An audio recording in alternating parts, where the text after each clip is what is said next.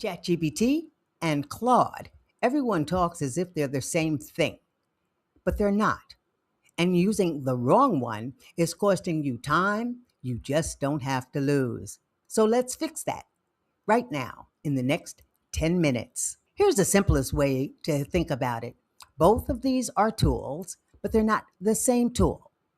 Picking between them without knowing the difference is like walking into a garage, grabbing whatever's closest and hoping it's a hammer when you actually needed a drill. Sometimes it works out, most of the time it doesn't, and you end up frustrated and you blame the tool when really you just grabbed the wrong one. So today I'm going to show you exactly what each one does well, side by side, just a clear side by side comparison so that you know which one to choose and when. Hi, I'm Ife Grady. Welcome back to Ageless AI Collective, where we help adults use AI to live richer, bigger, more intentional lives. If you're new here, welcome. If you've been around some time, then you know that we keep it practical and we try to keep it real. Today, we're tackling one of the most common questions I get. Should I use ChatGPT or Claude? And the answer is, it depends. But by the end of this video, you'll have a clear framework so that you can make that call for yourself. And here's how I'm going to do it. We're going to look at each tool side by side so you can see what makes them different. So hang on, here we go. What are these tools really? Both ChatGPT and Claude are AI assistants, meaning you type something, they respond. But they were built by different companies with different priorities, and that shapes everything about how they behave. ChatGPT is made by OpenAI. It's been around longer, has more name recognition, and has a massive ecosystem, including plugins, image generation, and deep integration with Microsoft products. Claude is made by Anthropic. Anthropic was founded by some of the same researchers who built early versions of ChatGPT, and they left to build something with a different philosophy, AI that's safer, more careful, and more thoughtful in how it communicates. But the best way to understand the difference isn't to hear me describe it, it's to see it. So let's go to the screen. Okay, here we are at the ChatGPT screen, and I'm going to do the same search on both of the platforms. The question I'm giving it, or the request, please give me detailed instructions and best practices for doing a successful YouTube live event on using AI to help write your memoir. I'm doing a YouTube live event, and here's ChatGPT's response, giving me, before you go live, these are some things I should do, some possible titles for it, reminding me to create a free download, prepare 3 stories from your own life, prepare your AI prompts, which I'm going to use during the live event. And it talks about the technical setup, the screen layout, the opening, the demo, the closing. Have these tabs ready so that I can go to them. And it gives me a flow for 45 to 60 minutes. Did you see these? 10 to 20 minutes in, demonstration 1, etc. It's looking very nice and giving me exactly what I need to do. 35 to 45, turning notes into narrative, take rough notes, have AI create a draft, then show how you edit. Very important. And on. Very nice demonstration. Gives me engaging audience tricks and what to say about AI, etc.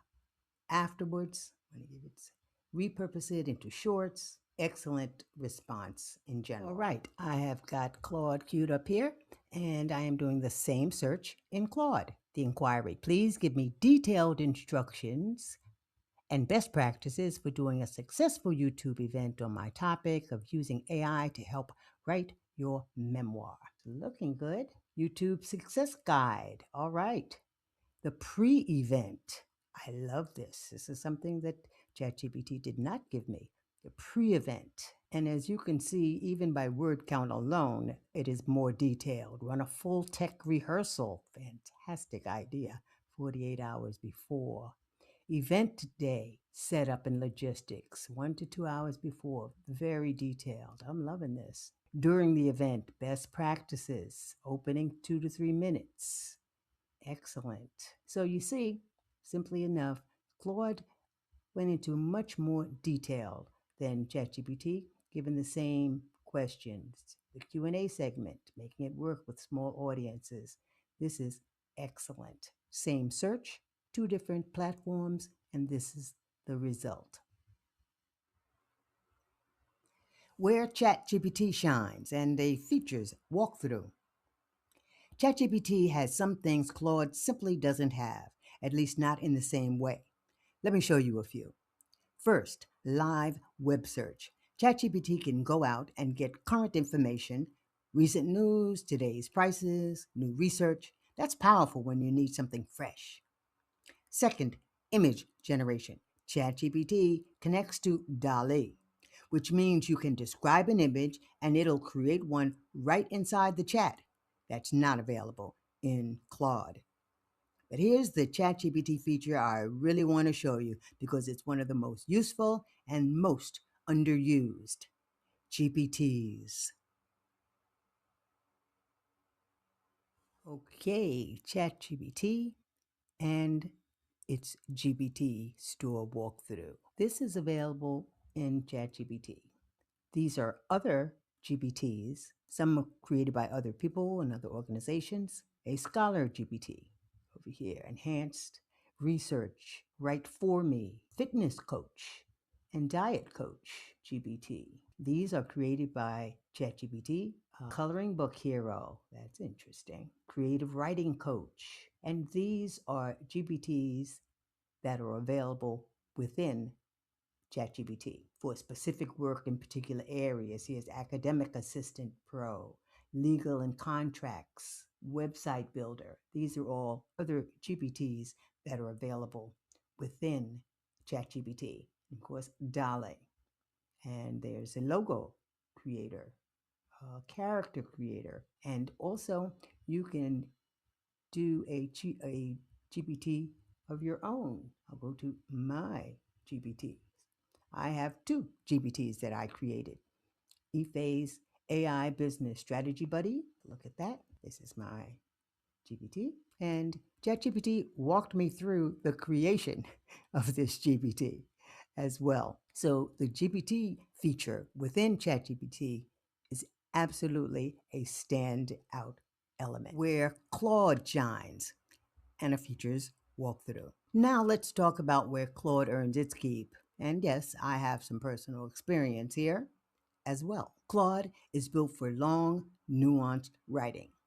When I need something that sounds like me, a script, a letter, a video description, Claude handles tone and voice very well. It doesn't just give me words, it gives me my words and tone. Claude also handles long documents remarkably well. You could paste in an entire article, a legal contract, or even a book chapter and ask it specific question. It holds the context, it doesn't lose the thread. But let me show you something you might not know Claude can do. Claude can also handle long documents remarkably well. You can paste it in an entire article or a legal contract, even a book chapter. And so I am going to upload my book, AI Powered E-commerce. AI powered e-commerce. Right here it is. And I'm going to say, please summarize this book. And just for your information, the book has 83 pages and 8 chapters. Please summarize this book. And it's thinking. It's checking the PDF. As I said, it's 83 pages. And it says, this is my book. It knows me. And the book is AI Powered E-commerce for Senior Entrepreneurs, and the premise, written adjacent persona Ife Grady. The book targets mature adults, especially those who feel intimidated by tech, who wants to turn hobbies, skills, or life experience into online income. The structure, And it's breaking out each of the chapters, names the real fears in chapter 1, 6 concrete strategies, chapter 3, a step by step niche finder, the 3 proven paths, chapters 5 through 7, and a case study. Now I'm going to say summarize it in 3 sentences. Summarize the book in 3 sentences. Go. All right, here it is. That was quick. This is your book. I keep saying it knows that it's my book, AI Powered E-Commerce for Senior Entrepreneurs. It argues that age is no barrier to build an online business using your own story plus testimonials and 12 case studies of senior entrepreneurs as proof. The book closes with a call to action and a plain language AI glossary. That's pretty good for 83 pages being summarized. Another feature is projects. Now, in projects lets me give Claude background context that carries across conversations. I have a project for my YouTube channel, Ageless AI Collective, and I have put information about, let me click on that. I put information about that. Boom. This is the information I already input about my YouTube channel. And I'm going to add a file. It's one of the scripts from my YouTube channel so that it will have this as context. The most recent one, Die with Zero script, I'm going to upload. Open. And it is uploading the script for Die with Zero, the script.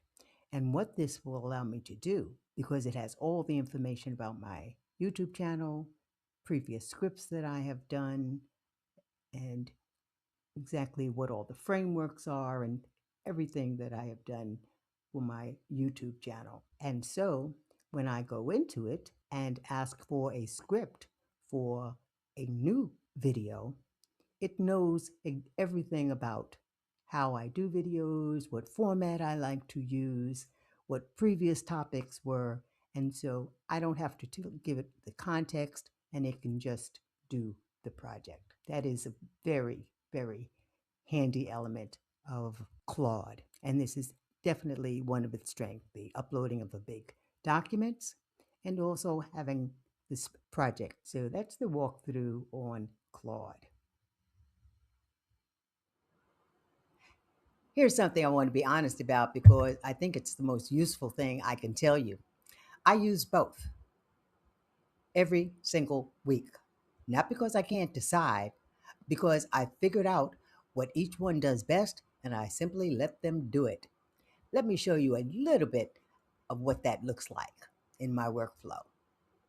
I use Claude to create the scripts for my YouTube videos and create the concept for the thumbnails for those videos. Then I take that concept that was written by Claude and put it into ChatGPT in order to get a rendering of the thumbnail. In this particular instance, it created it, but it was not exactly what I was looking for. So I went back to Claude and asked Claude to write a modification. Claude wrote a modification for the thumbnail, and I inserted that into ChatGPT, and it created the final product, which you see here. And that is one way that I use both of the platforms. Which should you use? Here's a quick reference you can screenshot and keep if you want to use. If you want to search the web or get current news, ChatGPT. Generate images, ChatGPT through DALL-E. Use Microsoft Office Copilot, ChatGPT. Access specialized GPT assistants and create your own GPTs, ChatGPT. Write something that sounds like you, Claude. Work with a long document, that would be Claude. Write a script, letter, or newsletter, Claude. Though honestly, ChatGPT does okay with this as well. Get nuanced, thoughtful responses, Claude. Claude seems to be just a little bit deeper. Do both and get more done. And honestly, many of us end up using both. I do. There's no loyalty test free here. Versus paid. Both tools have free versions, and both free versions are genuinely useful, especially when you're starting out. The paid tiers give you faster responses, access to newer models, and more features. The paid tier for both of them is $20. I'll be doing a full video on free versus paid AI tools soon, so if that's a question for you, stay tuned. Bottom lining it, if you're new to AI or just use AI occasionally, go with ChatGPT. It's warmer, more user friendly, and it doesn't make you think as hard when it comes to prompting. That matters when you're just getting your footing. Now, if you've been at this a while, you need more depth, longer documents, more advanced writing projects, work through something complex. Claude pulls ahead. Me, I use both because they're genuinely good at different things. And switching between them is easier than forcing one tool to do a job it wasn't built for. One more piece, straight talk. Stay on the free plan for both. Don't pay for anything yet. Use them until the usage wall or the time wall starts actually annoying you. Then decide if it's worth the upgrade. Many people start paying way too soon. If this video helped you, hit like because it'll help more people find this channel. You want to go deeper? Stick around because we drop new things every week. I'm Ife Grady. Thank you so much for joining me.